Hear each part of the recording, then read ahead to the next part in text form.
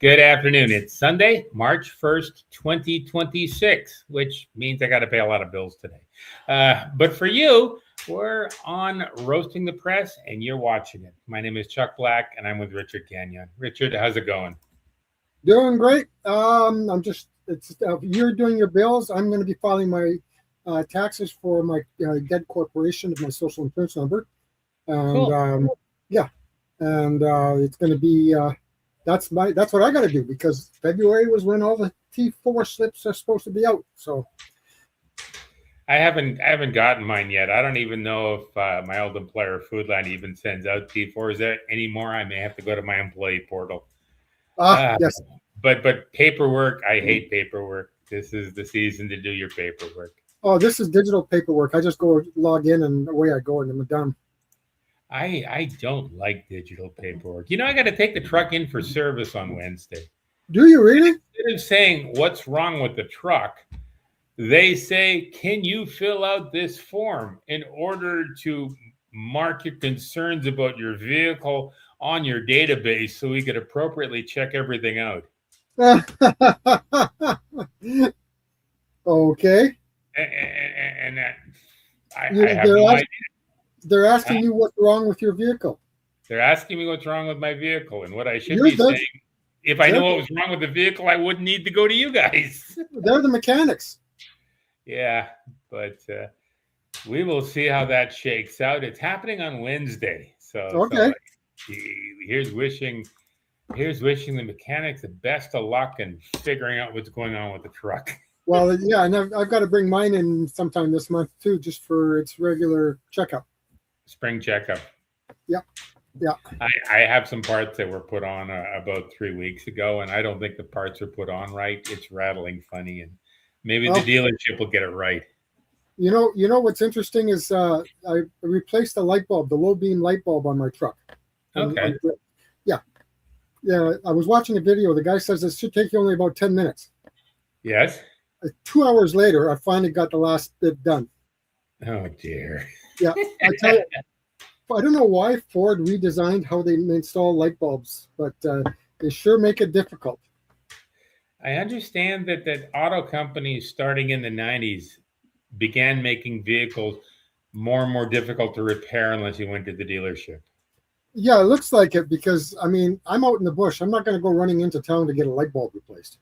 No, I think that's nuts too, but it's what has to be done these days. Who knows? Yeah. Who knows what has to come off to introduce to replace things like fan belts and really bizarro things. Yeah, I think what I'm gonna have to do after I come back from the next repair job or maintenance job is I'm going to put my comments on there saying, "Why did you redesign the headlights?" Yeah. Until then, you want to go into our stories for the week. Let's get going so as we can find out what's going on around the world. Now, I feel bad telling you this, but my description of what I wanted to talk about tonight is a little different than I explained it to you. I'd like to start off with how the legacy media is still dying. And essentially it is. It is dying and being replaced with independent news media outlets which refused government funding. Now, this is a radical idea in 2020 when the government funding was just set up and when Freedom Forum was just starting up. But in 2026, this thought is conventional wisdom. And like I said, the current situation began in 2019 when the Trudeau government announced a $600 million package over 5 years to support qualified Canadian journalism. Essentially, everybody in the legacy media who needed a bit of extra money. Now, this included the Canadian Journalist Labor Tax Credit administered by the Canada Revenue Agency, which offered a 25% refundable credit on all journalism salaries up to $55,000 per eligible newsroom employee. And this is for everybody in Canada who is considered to be a qualified Canadian journalism organization. Now, some organizations like Rebel News actually applied for this qualification. They're obviously news organizations by every metric. But the CRA, which administers the Qualified Canadian Journalism Organization, said no, and they went to court over this. So not everybody gets to be a Qualified Canadian Journalism Organization. Now, the original funding package for media also featured a digital news subscription tax credit up to $75 annually for anybody who wants to subscribe. This allowed Qualified Canadian Journalism Organizations to register as qualified donators for charitable status. So they got a lot of tax credits immediately. Almost immediately after that, the Department of Canadian Heritage launched the Local Journalism Initiative with $50 million over 5 years to fund reporters in what they called underserved communities.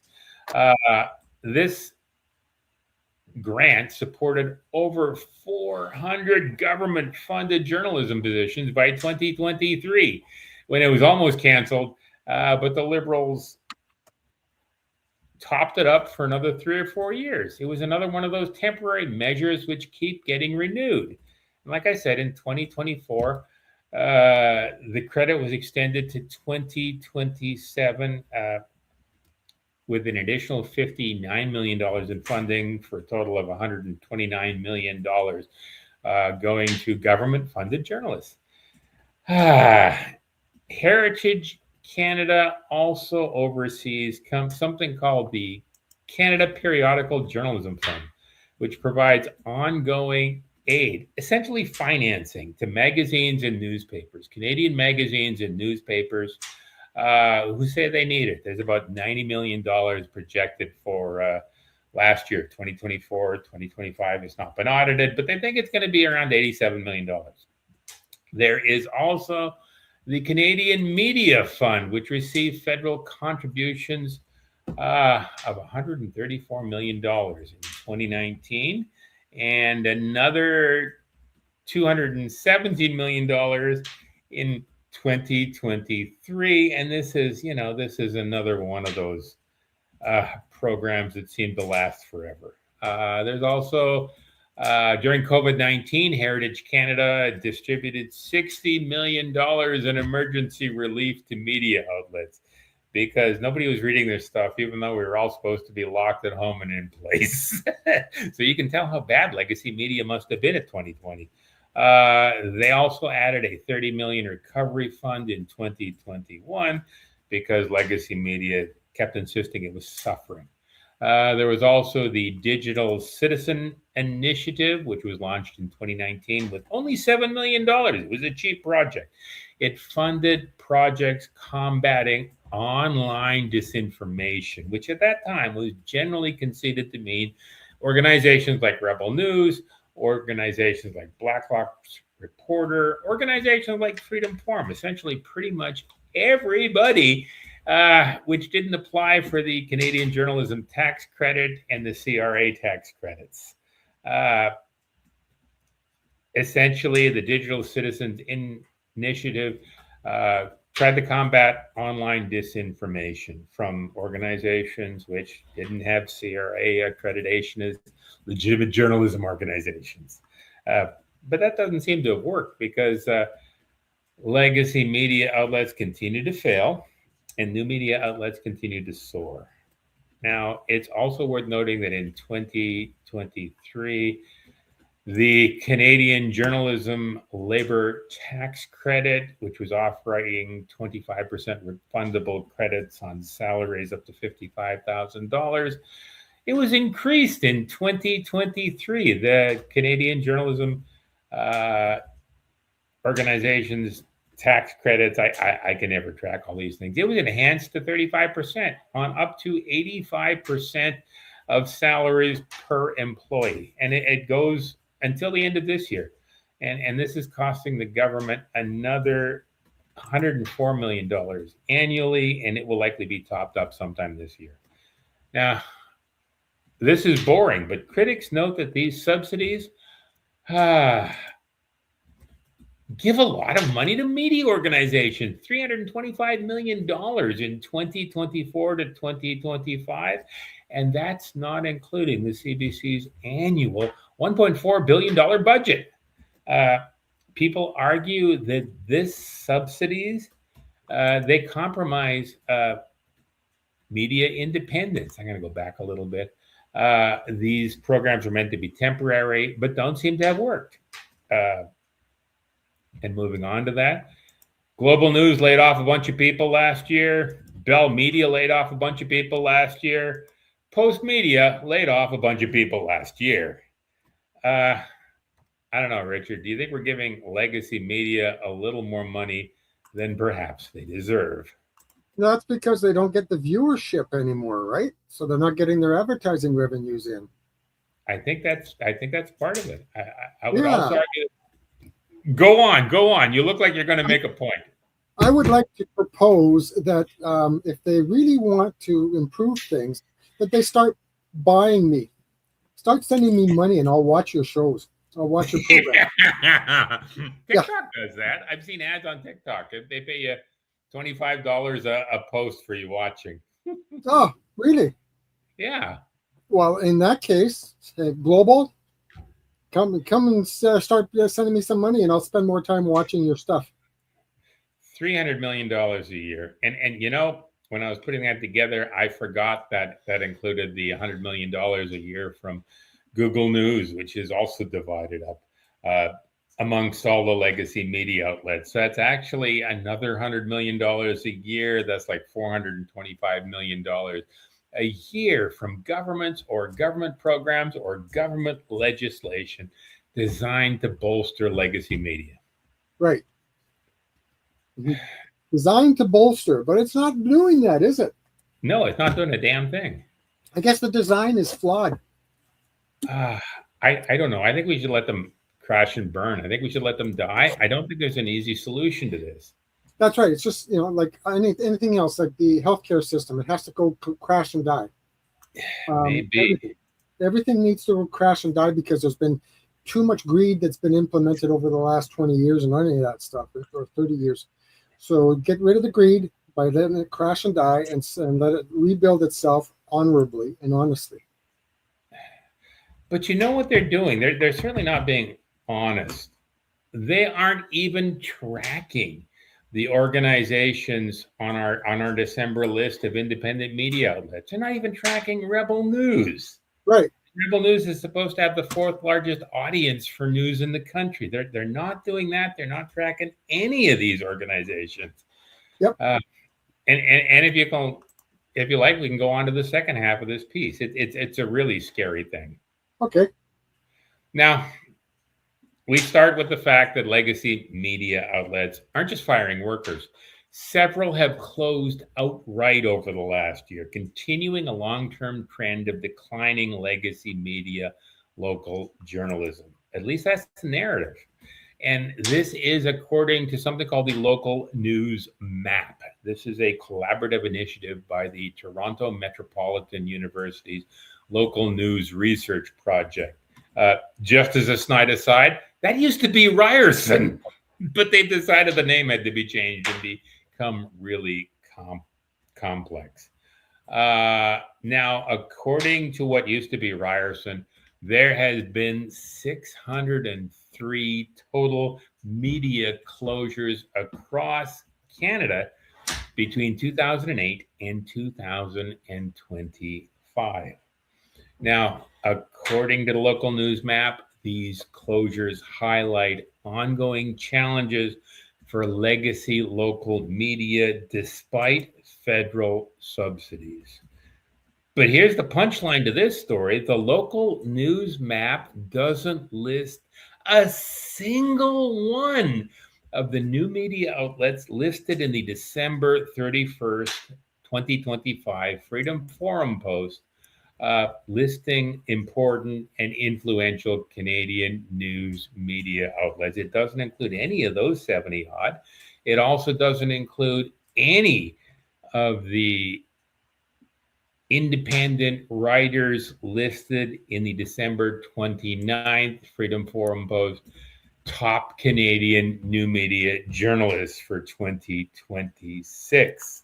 So, at the very least, the local news map, this collaborative initiative by organizations which used to be called Ryerson, are incorrect. There haven't been 603 total media closures between 2008 and October 2025. There has also been the creation of 90 odd, at least, new media outlets. Only like they're slowly being replaced by legacy outlets that nobody wants to track.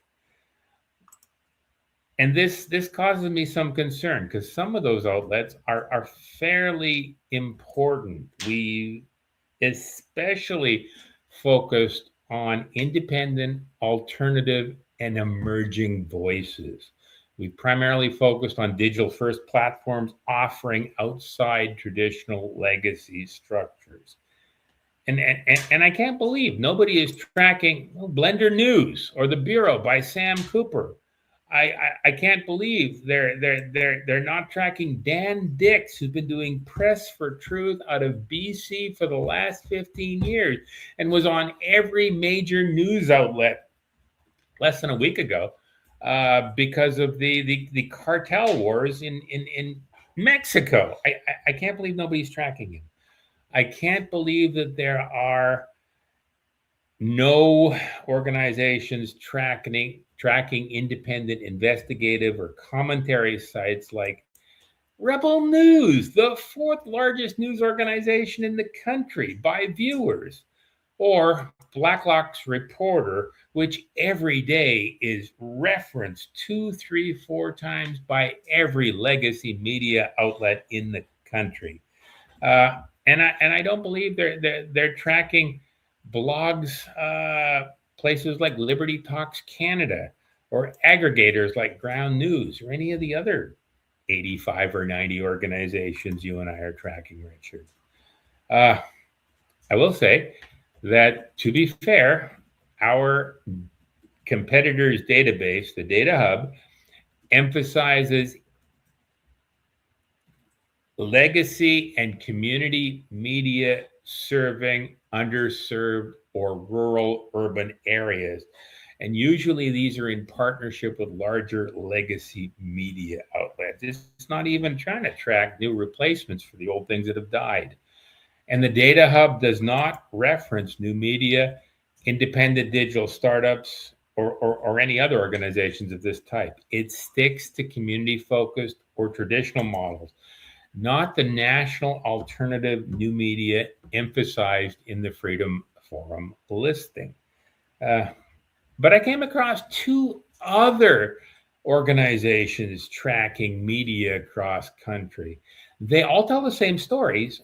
New media is in such a terrible crisis because the government's not giving them much money, not as much money as they need, but both of them don't track new media digital startups. They seem to track only legacy media outlets that are slowly dying. Now, first one I came across is Project Oasis. This is a Spanish site which maintains a database of independent, digitally dominant local news publications around the world. You think it'd be the sort of thing that would want to know organizations like Rebel News. They pretend they've got 270 Canadian outlets listed, but I went through and I couldn't find a single one that Freedom Forum tracks. No Rebel News, no Blacklock's Reporter, no Blender News, no The Bureau by Sam Cooper, no Press for Truth, none of these organizations. So because they don't track these organizations, they can say in all honesty that legacy news is dying and more government intervention is necessary. Now, the second source I came across was something called the Global Innovation Journalism Lab, Global Journalism Innovation Lab. This one tracks digital-born journalism organizations since 2000, including local-focused ones. Now, they are based at the School of Journalism, Writing and Media at the University of British Columbia. And you'd think they'd know better, but I couldn't find a single Rebel News or a single Blacklocks reporter in their list of databases either. To be fair, neither seem to track any of the small new media outlets tracked by the local news maps or any outlets covered by Freedom Forum. It's like we've got 3 sets of database and nobody tracks anybody else's database. I would argue that Project Oasis and Global Journalism Innovation Fund and the one we mentioned earlier are explicitly ignoring conservative new media outlets, even the big ones like Rebel or Blacklocks, which are profitable, predictable, have a half dozen employees, and break stories normally picked up by legacy media. So we're being intentionally hidden, Richard. What do you think about that? Yeah, it really sucks, doesn't it? Being intentionally hidden. I don't know why we're doing that. I think these are organizations that are tracked by WEF granting agencies. I think these are organizations tracked by NGOs. I think these are organizations funded by places like the Liberal Party that want the public to conceive new media outlets with a conservative bent as being somehow illegitimate. Right. Yeah. Standard. I don't think they can get away with that anymore. My next piece is going to talk about that in a little more detail. But it's getting really hard to pretend new media outlets don't exist. True. You seem quiet. Did I make such a good argument that you can't? You don't have any comments to make? I can't really argue against you. That's for sure. Or make any additional comments. You covered it very well. I would encourage anybody listening to us tonight who really wants to see. Look at our show notes tomorrow. Log into those websites I've mentioned and find out if they're tracking the conservative channels. Yep. And it's interesting, all of our independent stuff or what we call independent, they're not being acknowledged anywhere in the mainstream. Nowhere. Not in academia. Not in legacy news. The Globe and Mail in particular steals stuff from Blacklocks reporters all the time, and they don't want to acknowledge that. Right. Exactly. So I don't know. I think everybody pretends not to listen to Rebel News. I also know a lot of independent media people who watch Alex Jones or David Icke these days, but they will refuse to say that in public. But they use stuff from those sources all the time. Tucker Carlson. Yeah, no, but yet the mainstream media is not allowed to tell the people about that. Mainstream media isn't allowed to cite references, which is one of the stupidest things in the world because it goes to the credibility. Right. Mainstream media doesn't want anybody to leave their website. I don't know, and their decisions have business consequences. They're quite obviously bleeding money. Yes. So here's my last diatribe on this topic. And this frightens me just a little bit because to me, this is the punchline. This is something we covered once before. This is from the October 28th, 2025 Reuters University of Oxford post under the title Mapping News Creators and Influencers, How This Trend is Developing in 24 Countries Around the World. And it lists the top voices in the Canadian media landscape. And it argues that most of them are Americans, but 5 aren't. And the ones that aren't, Canadian political commentator Jordan Peterson, Vancouver-based J.J. McCulloch, he's a YouTuber, Quebec-based YouTuber Hugo Tabers from Hugo Decrypt, and the anonymous YouTuber The Pleb Reporter, along with Rebel News co-founder and Toronto Sun columnist Brian Lilly. Not a single Canadian legacy news outlet was listed. A bunch of Americans were listed, and 5 new media outlets were listed. This means that according to Reuters, which is more of a business publication than some of the other ones I've cited, and it's independent, even though Reuters is owned by Thomson, which is out of Toronto. Reuters thinks that there are at least 5 independent new media columnists, 2 of them are YouTubers, who have more viewers than anybody on CBC, anybody on CTV, anybody on legacy news, right? Now, all of those people above are also listed in Freedom Forum in the top independent new media outlets and the top journalists. None seem available on the lists from, the local news map or Project Oasis, or the Global Journalism Innovation Lab, the 3 mapping organizations we talked about before. None of the top media voices in Canada, the Canadian top media voices, are listed in Local News Map, Project Oasis, or the Global Journalism Innovation Fund. Now, these 3 programs are often cited in pleas for more money for legacy media from the government, and the arguments are phrased as sort of being, we got to stop the Americans, but we don't just have to stop the Americans. We also have to stop the conservative Canadians who are going against the narrative. At least that's what I see. That's what it seems to me. And this brings us to something called Canada's National Observer.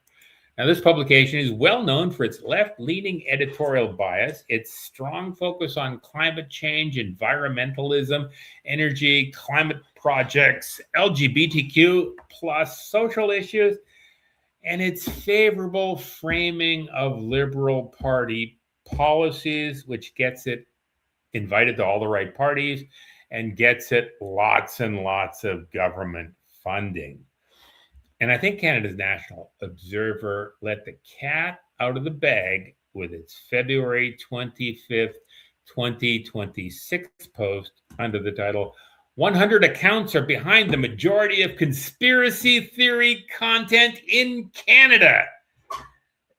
Canada's National Observer essentially wants to demonize non-government approved, unfunded, untrackable, and independent conservative views.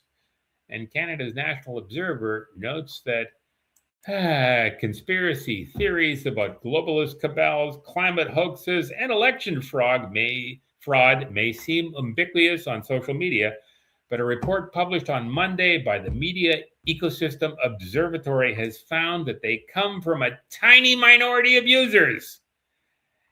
Now, according to the report, just 100 users were responsible for almost 70% of online conspiracy posts from influential accounts that were examined in Canada. Now, the researchers from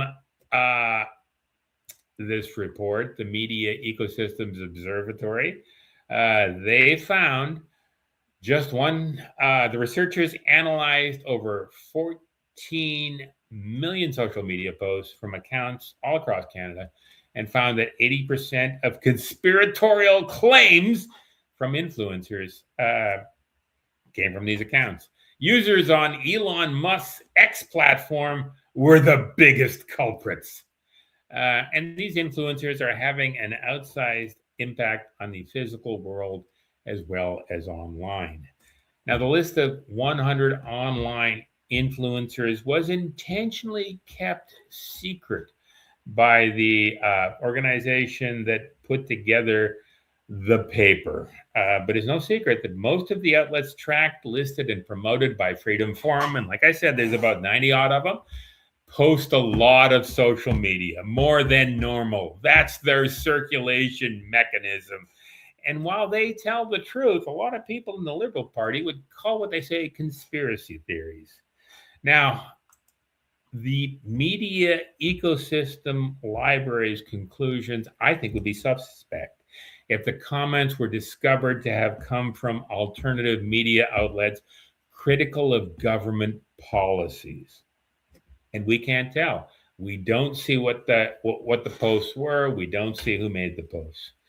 Now, like I said, it's also worth noting that the media ecosystem didn't say anything about the specifics of the post.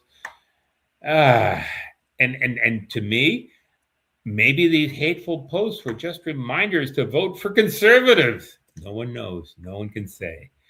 Now, the Media Ecosystem Observatory is an online advocacy group affiliated with the Canadian Digital Research Media Network. It's funded by the usual suspects, the Canadian government, the University of Toronto, the Munk School of Global Affairs at the U of T, the Public Policy Department of McGill University, and the Max Bell School of Public Policy at, I think, McGill University. And it seems to be demonizing everyone the federal government dislikes, Richard. It seems to be demonizing everyone that the federal government doesn't pay money to. That's my diatribe. What do you think? Yeah, no, it's that sounds interesting. They demonize everybody that doesn't basically agree with what the mainstream narrative is supposed to be. And not only that, but they don't even tell us how they demonize them. They don't tell us who demonized them, just that somebody's demonized them. So we better give more money to the Globe and Mail. And they don't have to do that. They've explained it to themselves. They've justified it to themselves that they don't have to justify anything. Yes. So, and of course, but unless, of course, people start to ask questions more. Well, I mean, I don't know if a lot of people would even go from Canada's National Observer to the Media Ecosystem Library to get the original copy of the paper, and then go to the Canadian Digital Research Media Network to find out who funds the Canadian Digital Media Research Network. Right. I mean, these are really easy things to do if you know how, but not everybody just even wants to try. Yeah, exactly. They figure, that's no big deal. That's one of the problems with Canadians, anyways.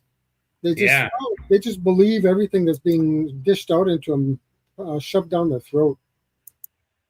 I think propaganda comes in a lot of forms. The propaganda here is mostly a propaganda of omission. Yep. They are tracking all the horseless carriages going down the road, but they've forgotten to track the automobiles. So over time, from like 1890 to 1910, there's less horseless carriages on the road. There's less horses on the road. So these organizations conclude that there's nobody on the roads anymore and nobody's leaving their house, even though there's lots of cars on the road. Exactly. Yeah. So I find that problematic. I think at some point the Online Harms Act is going to come into play, and a lot of these outlets are going to be over a barrel unless we're very, very careful. Yes, exactly. Yeah. Anyway, I wanted to mention something really quickly. Marianne was interviewed by Nicholas Veneman on his YouTube channel a couple of days back. I think she's coming out to talk about it. She did a really good job. We were going to talk about that. We are. Okay. Richard kindly hosted me on his show to talk about the theft of my daughter. Mm-hmm. My sons are in there too, but the real theft is of my baby daughter. Mm-hmm. And he did a great job. And so I was recently invited to speak on Nicholas V Uncensored through the UK. So we put it up on the show, and I want to thank all of our viewers, because I know I've told my story to you guys a few times, and it just hurts to the core. Mm-hmm. The one thing I found telling the story of what happened, it would constantly bring up trauma. But now being able to realize it from the vantage point that I've been able to get to, of just a massive child trafficking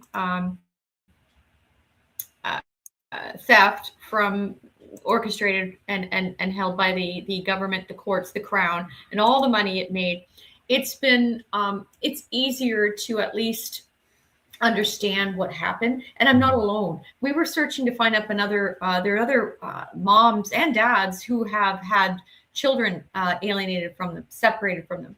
I'll call it child trafficking. It's probably the best way to describe it, because if I use the word theft, which it is a theft, it could be argued, well, you know where the child is, or the child's with an aunt and uncle, a brother, a sister, the other parent, and whatever, or in some, and really it is a theft. It's just that the government doesn't have a giant repository of those kids, because it doesn't really care as long as they put it in a place that will never be accessed by the child, the parent.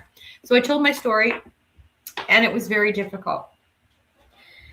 I was asked a lot of questions about the family members who sort of were at the helm of it. And I did talk about it, but in my case and in many other cases, yes, there are family members that are pitted against, and all family dynamics that are problematized, but the government and the crown brews it up, counts upon all that. That's its meat. Mm-hmm. See, normally, if there was a family fight where the family wanted to take your daughter, like in my case, for many reasons, just Roman Catholic values, but a fight, my mother, I'd estranged myself from them, and they wanted to, however it happened, the taking of my child to my brother and his wife, these things are orchestrated and counted upon by the such Office of the Children's Lawyer, any government or Children's Aid Society, Child Protective Services, any of those governments, and they certainly did. They just took advantage of it and adopted her out. And when they couldn't get a reason, a proper court order, they used forgery. It's proven forgery. Mm-hmm. The guy who did it is a dangerous offender in prison at this point. Yes. That gives you advantages that many other people don't. Well, it didn't work. The advantages didn't assist. You would think that what it would have done is open the eyes of the courts to be able to understand that it's proven fraud. But in fact, what it showed is, even in the wake of 100 handwriting reports of the strongest opinions you can get from New York, all of the strength behind it, the guy who did it in prison, incarcerated, all of his history. If the state and the government, the courts weren't able to recoil their deeds, mm-hmm. It's because the checks were cashed and the crimes have happened. And it shows you, this case proves it. They can't go back because these guys have all cashed in their checks and made money on this. Now, as I understand the court case, the judge wanted to reopen it and explore what was going on based on new evidence. The prosecutor said no. Well, let me get to exactly where you're going. The family court shut that down. The judge that issued the fraudulent court order, that's what it is in my absence, rooted it for appeal and didn't know what, and refused and declined to take responsibility. Mm-hmm. He was given lots of chances. And by the way, he made a percentage of cut he made a percentage, like a real estate agent, on this adoption for his retirement pension. Okay. And that is a fact.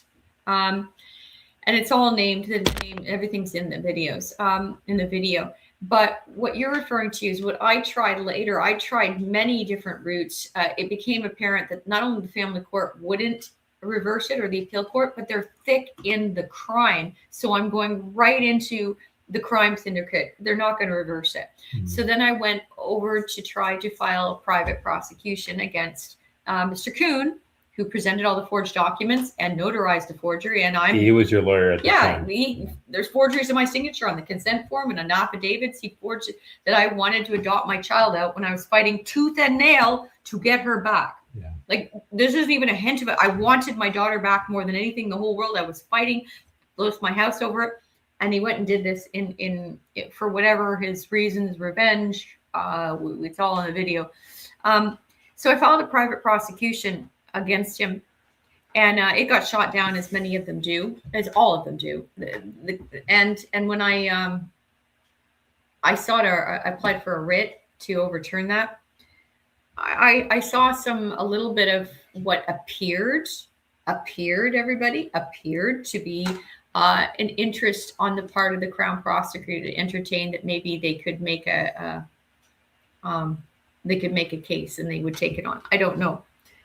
Mm-hmm. But what we did see is that one criminal judge did order, or did actually say in the court on record, yes, that he saw that these were 3 fraudulent documents. Yes. It doesn't matter that he saw prima facie evidence that this was. It didn't matter, though, because the Crown prosecutor has more power than the court. Everybody get that? The Crown prosecutor tells the judge what to do. My understanding was that the Crown prosecutor declined to prosecute the malfeasance that the judge acknowledged. Correct. Okay. Correct. A second guy came in there and I appeared to sort of, he did give some advice, as it did kind of appear that he was trying to find a way to, to give him credit. I think he had a very, very boxed in tools of how he could, how the Crown could assist. I think that it's very limited, so I don't think there's much wiggle room that he had. So his, I will give that to him, and he did stay on it till his retirement. So within that narrow scope, I think he tried to see if there was possible, but the Crown shut it down. They made money. They are making money on my child, and there is at this time concurrent. There's evidence that there are concurrent organizations that want to see separations of mothers to their children for epigenetic development. Now, the full story is on Nick Veneman's YouTube page, and it's also on the front page of Freedom Forum News. Yes. And we will include the show notes to both of those links tomorrow morning when we publish our show notes. And is there anything you'd like to say before? Well, basically to our audience, if you can share this, because I really don't, I don't have the funds anymore to take it to The Hague. I've spoken to lawyers who could look into taking it at an international level, but I lost everything I had possibly had in family court, thinking it actually was going to go somewhere. So I don't have that option at this point. So what I have been able to try to do is share this so that somehow it may reach the ears of my daughter. She's in Fernie, British Columbia. And in some way, if she could receive the information, it might help to alleviate some of the fears she may have to be open to ever meeting me, because the people she's with have closed every and all relationship and all possibilities. They don't want me to ever see her again. That just, who knows what. I talk about it in the video because that was asked, no different than an alienated parent, just doing it out of anger and spite.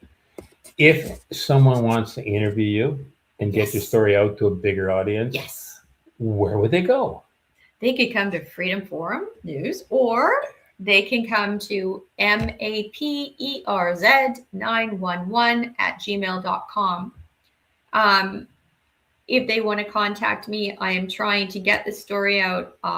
Forgery, fraud, and counting on the riding on the tail skirts of sexual assault is what the Children's Aid Society and the Crown has done and is doing. It is a crime going on.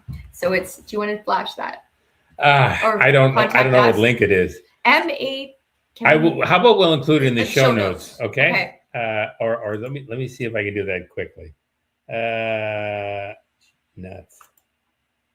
Oops, I can't do that. Yeah. No, that's hide. Yeah. I can't from this angle. Okay. That's okay. That's okay. I'm just hoping that our audience will share this out as much as they can. There are many other mothers and fathers with stories that you'd be aghast to hear. I mean, I've been trying for 14 years. And when we first embarked on this, the other mothers and fathers I spoke with, we all had ridiculous stories. We knew there was something wrong. We knew they were snatching children, that they were making money, but nobody would believe us. So it's taken 14 years before finally you guys have seen, the world has seen that there's evidence of this. I understand. Richard, you did the first interview with Mariana. I guess it's like months and months ago now. What would you like to add to this? Actually, it's been over a year. I think we did that. Good God, yeah. No, there's this is definitely something that's got to get out there, and we just have to try and get the people to.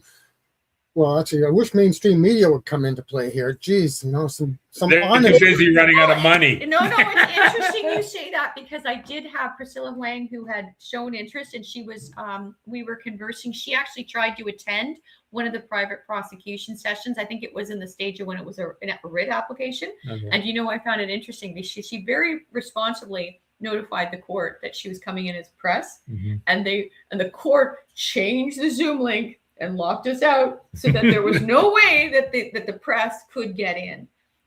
She has not followed it very much, but I would hope that this would get to press and media that would be free to tell the full, real, true, comprehensive story without additional censorship or anything like that. Yeah, my understanding is that if you look at the literature available in the legacy media, parents can't have their children taken away by the Children's Aid Society. But if you look at the legislation, if you look at the codes, they can be. Oh yeah, no, you mean for adopt? They can adopt. They can adopt out your kids all the time. Yeah, but they insist it never happens. What's happened? It happened here. I tell my story. They did it. I fought tooth and nail, and they adopted her out. You know what? It's actually saying that adoption on consent. Yeah. I lost everything. I mean, the lying and deceit that takes place has got to be recognized, because this is the crime syndicate is thick at this point, and they count upon people being in such disbelief they couldn't imagine it would happen. And to be fair, they accept as a given that this happened in industrial scale for residential schools over a period of 100 years. The legislation is here. It's happening larger. That was just a beta test, and not just because they're scooping First Nations children at a rapid rate. Where we are up here, they've got pop-up agencies all over, but they're doing this on a large, massive scale, and they're shaming the parents and causing the community to be afraid to get involved. And I don't want to be a conspiracy theorist, but I sort of think there are days when I sort of think that this is a way to break down the family. Absolutely. Okay, so I guess that means I'm a conspiracy theorist. I'll just say one thing. How do you get traumatized people? You start it very young, and you cause the most horrific trauma that anybody can ever have at a young age. You take their mommy or their daddy, or their mommy and their daddy, away from them. There's your recipe right there. Yep. Any more comments, Richard, before we go on to the last piece? Yeah, it's interesting about the comment you made about the courts making sure that you weren't recording the Zoom call. Yes. And what's I gotta get this out. Sorry, Richard. Well, I did record one of the court proceedings back when the convoy was going on. Travis and Chad were also recording it under Not TV. And what happened is they were broadcasting it, and of course the guy who was watching the Zoom found out that Not TV was actually broadcasting. He stopped the court proceedings, but I was still recording. Good for you. And I've got the whole thing, and I'm sitting there, and that's why I asked Travis, and he says, "Oh, don't do anything about that yet." So I said, "Okay, fine." So I'm still holding on to it. I want to be able to show the corruption of the courts at some point in time. Oh yeah, they're so sneaky. They're so sneaky. They're so corrupt. They're corrupt in a lot of different ways in a lot of different areas. You think you wanted me to zoom in on this? No pun intended. Yeah. Okay.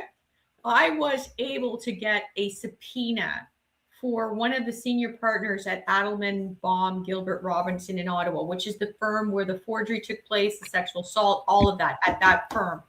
And even though Kuhn, the guy that the former lawyer that presented the forgery and did the forgery is in prison, that firm is still holding on to an electronic file and will not surrender the court file. The court file belongs to you, and this is ludicrous. So I went in and I got a court order. Okay, so there was actually a judge, and the Crown did assist in this way to get a Ducas Tecum court order. So and it was a subpoena that I funded to pay money to have somebody serve one of the senior partners, Douglas Baum. Yeah. He used to appear at the Zoom and needs to give evidence. All I wanted him was on record as a subpoenaed witness. I don't have the file. I do have the file. What's happened to the file? That's all I wanted. Okay. So we got in there.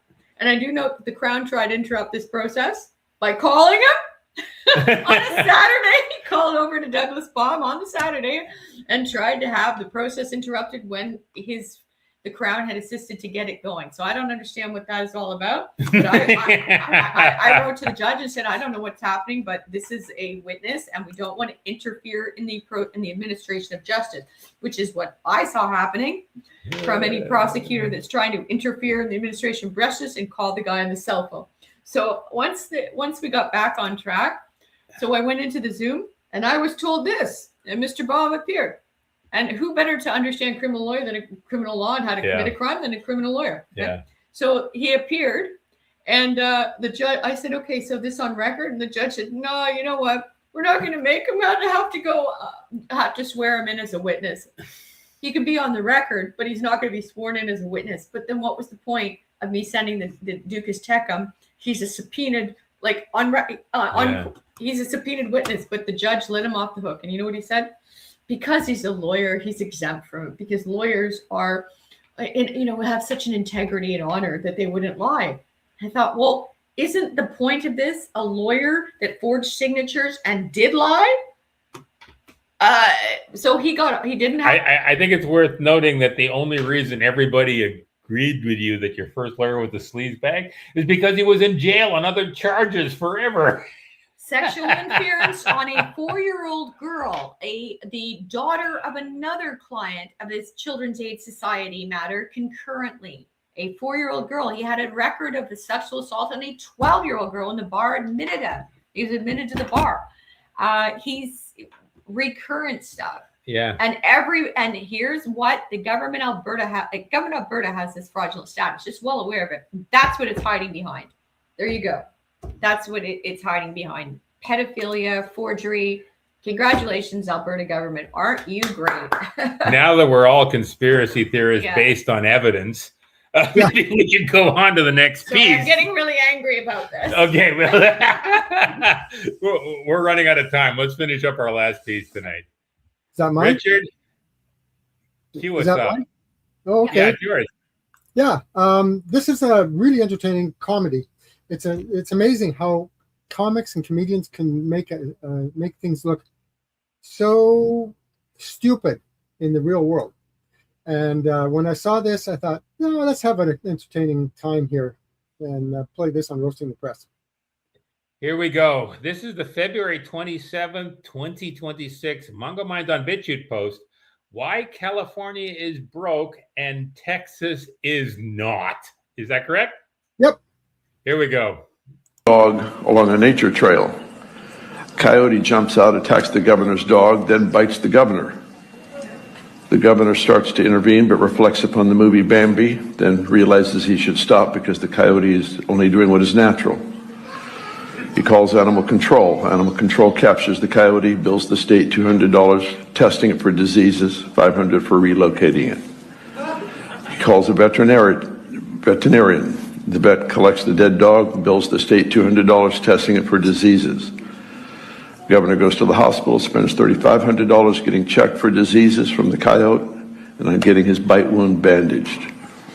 The running trail gets shut down for 6 months while Fish and Game conducts a $100,000 survey to make sure the area is now free of dangerous animals. The governor spends $50,000 in state funds implementing a coyote awareness program for the residents of the area. State legislature spends $2 million to study how to better treat rabies and how to permanently eradicate the disease throughout the world. The governor's security agent is fired for not stopping the attack. The state spends $150,000 to hire and train a new agent with additional special training regarding the nature of coyotes.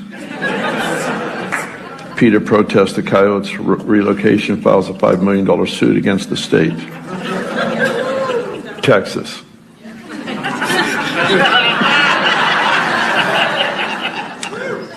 The governor of Texas is jogging with his dog along a nature trail.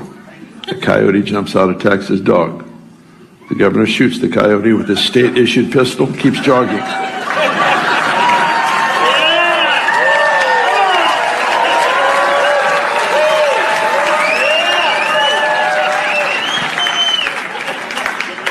The governor has spent 50 cents on a .45 caliber hollow point cartridge. The buzzards eat the dead coyote. And that, my friends, is why California is broke, Texas is not.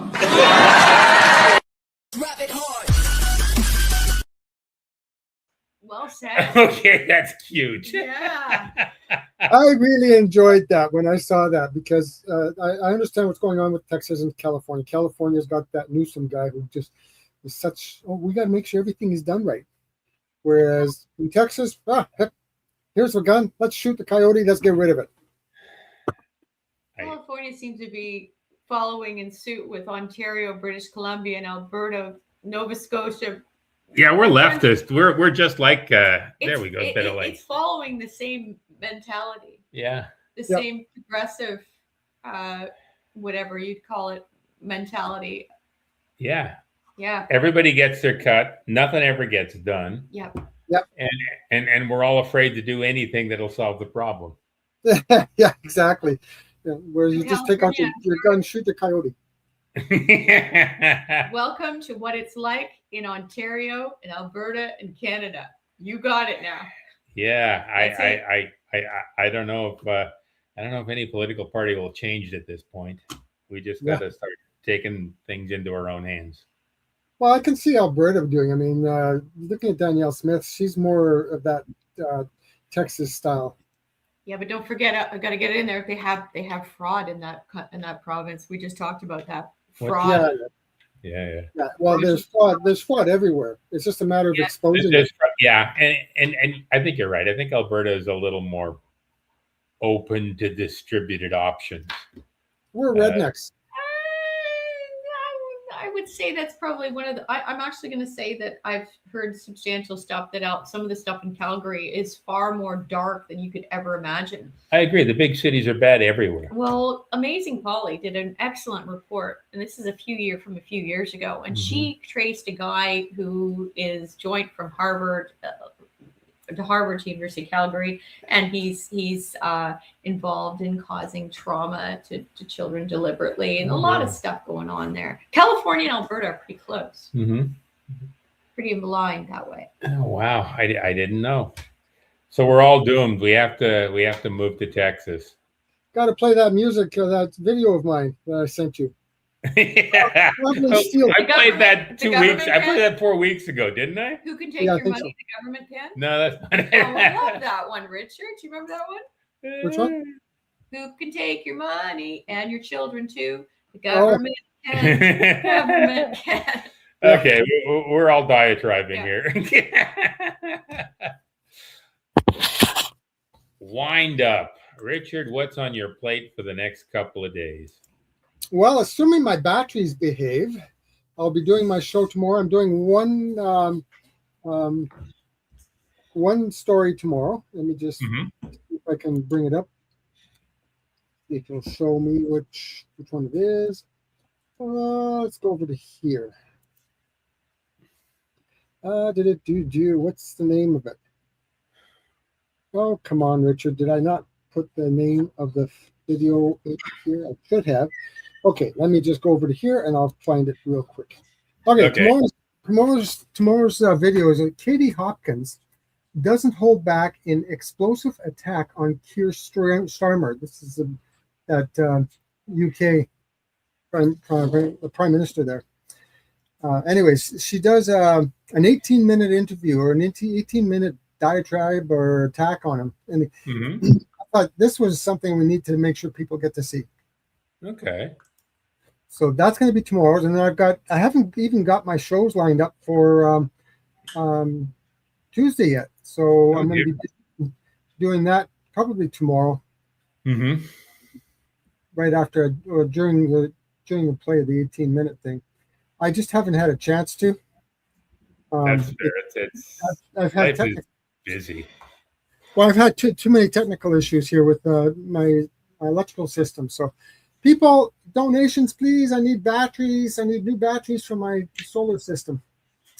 In Otherwise, that case, I need to put up this right here. Anybody who wants to send you stuff, feel free. yes, please. Donations are very much accepted. As I recall, Anyways, last Tuesday night, you were off for about 7 minutes. yeah, because all of a sudden everything just sort of died, and so I'm going to be.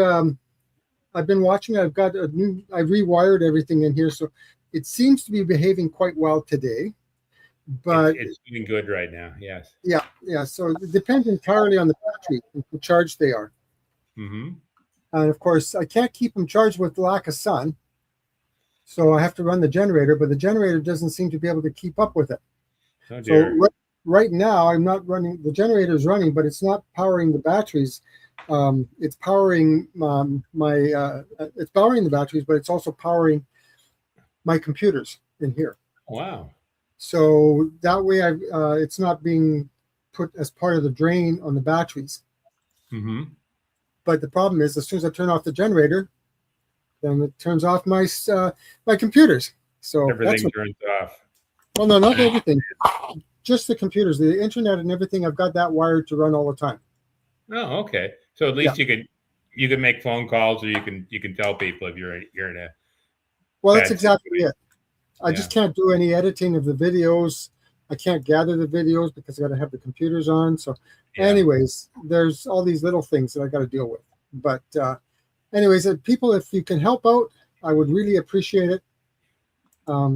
Because then I can maybe put the money towards. I can put the money towards batteries, and they're expensive. Those suckers. I do understand that. I wish you the best of luck. I please, everybody online, if you like what we do, send a few dollars to Richard J. Gagnon at protonmail.com. We'd like to keep him on the show. We'd like to keep him doing what he does best. Monday, Tuesday, Thursday, and Friday, starting at 7:30 a.m. Pacific time. And I like talking to him. I want to be able to continue communicating with him. Yep, absolutely. So, anyways, I've got the shows for Thursday. Monday and Thursday. Monday and Friday, is it? Or Thursday? Thursday. Okay. Ready to go. There were longer episodes. Okay. And then I've got the one for the 9th of March already done. But I still got to collect the stories for the Tuesday and Friday shows. Very cool. Yeah. And then Tuesday night, hopefully, if the technology holds up, you will be connecting with me and we'll be doing another episode of our news show, The Last Week Today. Yeah, we might even cover a little bit of the Iran stuff too. Oh, I figure we're covering that a lot because you keep lobbying for it and you've got some interesting ideas on where it's going. I look forward to sharing them. I look forward to sharing them with the wider audience.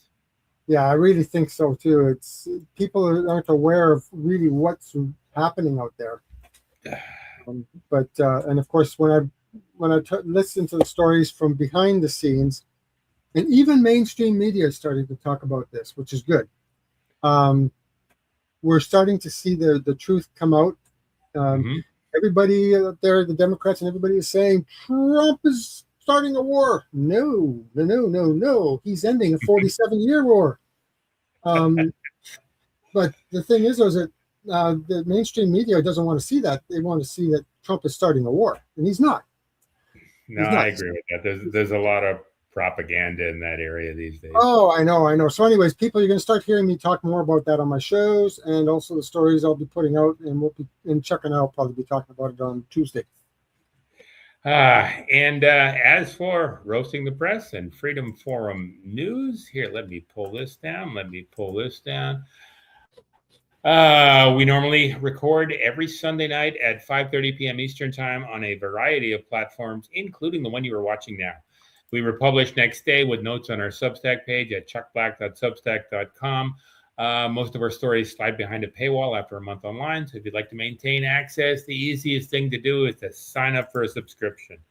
$20 Canadian a month, $160 per year. It entitles you to access archive posts, anything over a month old, plus includes lots of in-depth articles not covered in our regular shows. We also have a Substack app to help you access Freedom Forum stories from your phone, and subscriber chat so you can tell us what you really, really want. My name is Chuck Black.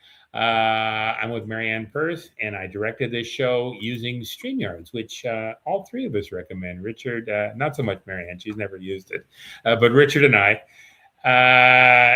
But only if you sign up using Richard's or my link. I got to get your link up there, Richard. I'll use it in the show notes tomorrow because you need a bit of money. But we get a little bonus if you sign up on one of our links at the end of each month to help defray some of our costs. And like I said, we don't get as much Canadian heritage or CRA money as say the CBC or the Globe and Mail or the National Post. We'd be happy with a couple $100 a year, much less the 400 million that everybody seems to get from the government coffers. Yeah. And I think that's all for tonight. Richard, did I forget anything? No, you covered it all very well. Then I will see you in a couple of days. Good night, Yep. everybody. We'll be back in another 7 days with another edition of Roasting the Press, and we'll be back on Tuesday night at 8 p.m. Eastern Time with another edition of Last Week Today. Good night, everybody.